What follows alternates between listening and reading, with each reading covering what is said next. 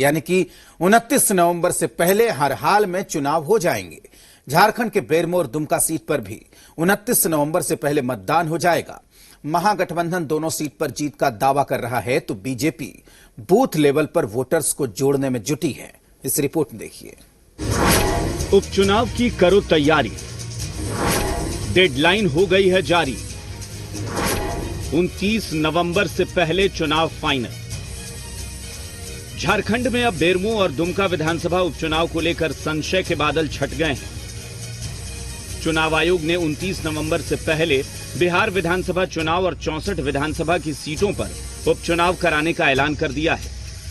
इसमें लोकसभा की भी एक सीट है जिस पर 29 नवंबर से पहले उपचुनाव होगा। यानी झारखंड की 2 सीट बेरमो और दुमका में भी अब 29 नवंबर से पहले ही उपचुनाव हो जाएंगे। दुमका जो संथाल में झारखंड मुक्ति मोर्चा का गढ़ रहा है और मुख्यमंत्री की सीट को एक बार फिर अपनी झोली में करना झारखंड मुक्ति मोर्चा के लिए चुनौती है। जेएमएम प्रवक्ता मनोज पांडे का दावा है कि उपचुनाव में बीजेपी को पिछली बार से डबल मतों से हराएंगे।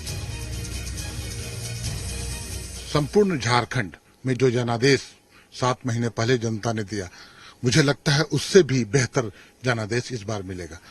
दोनों सीट हम लोग जीतेंगे, बड़ी मार्जिन से जीतेंगे। जबकि महागठबंधन के घटक दल कांग्रेस का दावा है कि इस बार बेरमो और दुमका दोनों सीटों पर बीजेपी की करारी शिकस्त होगी।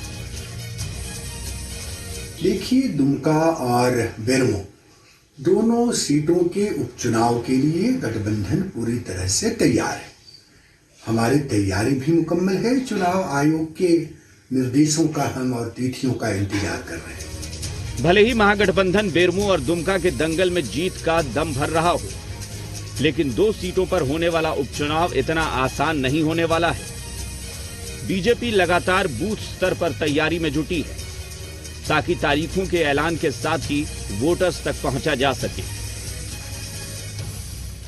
जब भी इस प्रकार से अवसर आएगा, समय आएगा, उसमें हमारे भारतीय जनता पार्टी हमेशा तैयार है और रहेगी।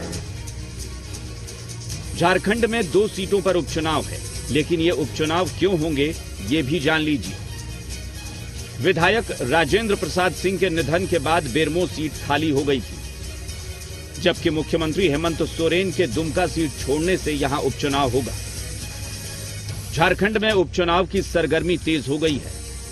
सत्ता पक्ष अपने कुछ महीनों के काम को लेकर जनता के बीच होगा, तो वहीं विपक्ष सरकार की कमियों पर वोट मांगता नजर आएगा। हालांकि जनादेश जनता को देना है और अभी चुनाव की तारीखों का ऐलान नहीं हुआ है। ये तो बस